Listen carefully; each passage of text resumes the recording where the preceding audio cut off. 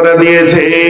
কুত্তা কি খাবে? হাড্ডি খাবে, মাংস খাবে, ভাত খাবে, রুটি খাবে। ছাগলকে বলেছে ভাত খাবে, রুটি খাবে, কিন্তু হাড্ডি মাংস খাবে না, ঘাস খাবে, পাত খাবে। কুত্তাকে যদি ঘাস পাত দেন তো খাবে না, ছাগলকে হাড্ডি দিলে খাবে না। অতএব তারা আল্লাহর দেওয়া রুজির ওপরে সন্তুষ্ট আছে। মানুষকে বলেছে হারাম খাবি না, সকালেই উঠে 2 বোতল মেরে দিয়েছে, রাস্তায় চলছে তো রিংটাল হয়ে চলছে। পৃথিবীর একটা কুকুরকে জীবনেও 1 বোতল মদ খেতে দেখতে পাবেন না। তার মানে এরা আল্লাহর দেওয়া রুজির উপরে সন্তুষ্ট আছে। হতভাগা মানুষ আল্লাহর দেওয়া রুজির উপরে সন্তুষ্ট নাই। 4th নম্বর কারণ, পৃথিবীর বুকে যত প্রাণী আছে তারা তাদের মালিকের দরজা চিনে। বিড়ালটা সারা রাত যেখানে সেখানে ঘুরেছে, ঠিক টাইমে মালিকের দরজায় উঠবে। কুত্তাটা আপনার পেছনে পেছনে স্টপেজে চলে গেছে বাল্লালপুরে, আপনি গাড়ি ধরে শিলিগুড়ি চলে গেলেন, ঠিক সন্ধ্যার সময় এসে আপনার দরজায় উঠবে। এক কথায় সারা পৃথিবীর যত প্রাণী আছে তারা মালিকের দরজা চিনে। হতভাগা মানুষ, তোর মালিকের দরজা মসজিদ তুই খুঁজে পেলি না। অতএব পৃথিবীর সব থেকে জঘন্য প্রাণী হচ্ছে মানুষ। এদেরকে আল্লাহ এত সুন্দর করে বানালো, শুধু হেদায়েত থেকে চ্যুত হয়ে যাওয়ার কারণে, লাইন ছেড়ে দেওয়ার কারণে কুকুর শুকরের থেকে নিচে চলে গেছে।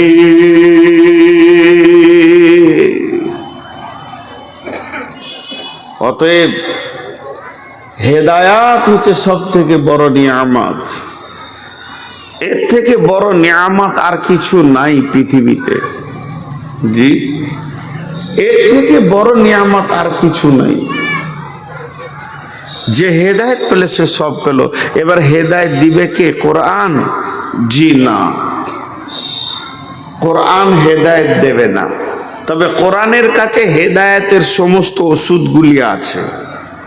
কোরআন নিজেই বলছেন, বিসমিল্লাহির রহমানির রহিম, শাহরু রমাজানাল্লাযী উনজিলা ফীহিল কুরআনু হুদাল লিন্নাস। আমি রমজান মাসে এসেছি, মানুষকে হেদায়েত দেওয়ার জন্য এসেছি। আমি মানুষকে পথ বলে দিব, পৌঁছানোর মালিক আমি নই। আমাকে জিজ্ঞেস করেন শিলিগুড়ি কোন দিকে, আমি বাল্লালপুরে মরে গিয়ে এইরকম করে দিলাম, কিন্তু শিলিগুড়ি পৌঁছানোর দায়িত্ব আমি নিলাম না। তেমনি কোরআন হেদায়েতের সমস্ত রাস্তাগুলি বলে দেবে, কিন্তু হেদায়েতের মঞ্জিলে পৌঁছাবে না। তাহলে কি হেদায়েত বিশ্ব নবীর হাতে ছিল? জি না। হেদায়েত যদি বিশ্ব নবীর হাতে ছিল, বিশ্ব নবীকে সব থেকে যিনি ভালোবেসেছিলেন, মায়ের মমতা দিয়েছিলেন, আব্বার স্নেহ দিয়েছিলেন, বিশ্ব নবী মায়ের পেটে, আব্বা পৃথিবী থেকে বিদায় নিয়েছেন। বিশ্ব নবী 6 বছরের শিশু, মা পৃথিবী থেকে বিদায় নিয়েছেন। আব্বা নাই, মা নাই, এই রকম একটি শিশুকে যিনি 2 হাতে আঁকড়ে নিয়ে মহব্বত ভালোবাসা দিয়ে যিনি লালন পালন করেছিলেন, তিনি হচ্ছেন আবু তালেব। আবু তালেব রসুলের চাচা, রসুলকে কত ভালোবাসতেন।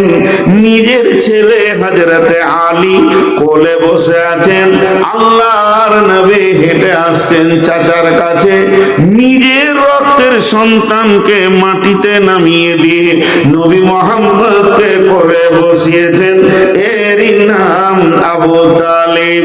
শুধু তাই নয়, যেদিন বিশ্ব নবীকে তায়েফের মাটিতে মারা হয়, রক্তে রঞ্জিত করে দেওয়া হয়, ওই দিন আবু তালিব বলেছিলেন, ও বেটা মুহাম্মদ, তোমাকে কে মেরেছে আমাকে খালি বলো, তার নামটা তুমি বলে দাও, আর তোমার কোনো ডিউটি নাই, আমি তার বংশ বুনিয়াদকে আরবের মাটিতে রাখবো না।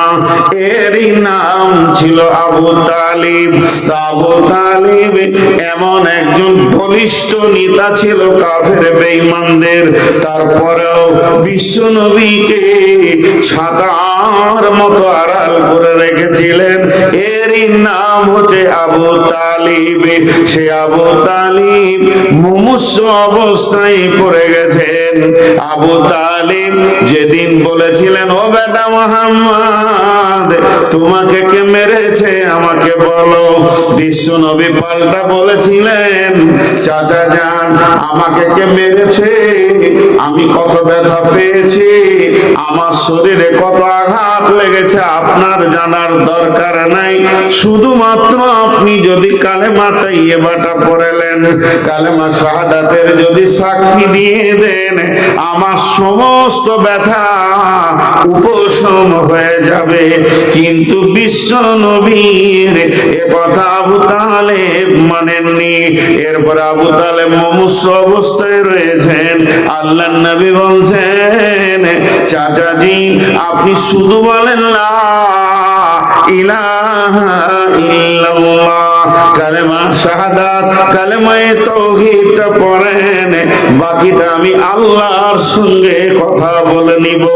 কিন্তু তার চারিদিকে তাকিয়ে লোক বলবে, আবু তালেব মুহাম্মাদের ভয়ে কালেমা পড়ে নিয়েছে, এতটুকু তার কপালে, আপনার কি না ঈমান জুটলো না?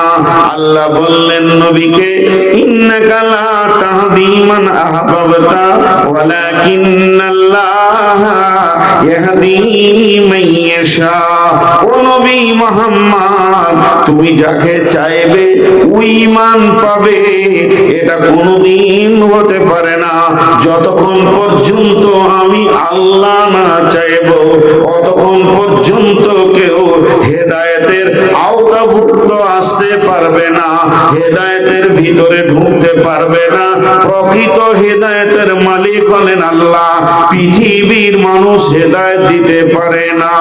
যদি মানুষের হাতে হেদায়েত থাকতো, সর্বপ্রথম যিনি হেদায়েত পেতেন তিনি হচ্ছেন আবু তালিব। আর কোরআনের হাতে যদি হেদায়েত থাকতো, প্রথমেই হেদায়েত পেত গিরিশচন্দ্র সেন। গিরিশচন্দ্র সেন গোটা কোরআনকে শেষ করে দিল, কিন্তু হেদায়েতের নূর দেখতে পেল না।